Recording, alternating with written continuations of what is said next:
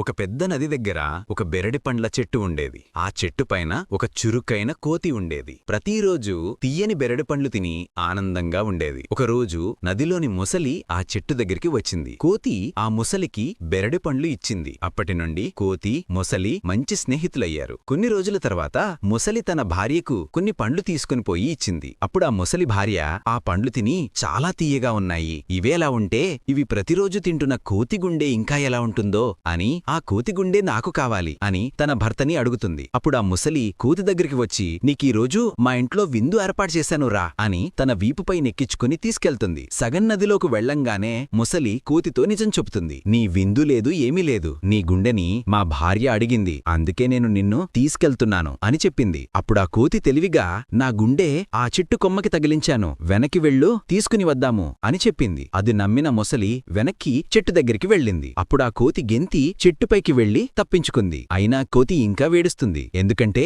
ఆ కోతికి ఇంకా ఎవరూ లైక్ అండ్ సబ్స్క్రైబ్ కొట్టలేదు.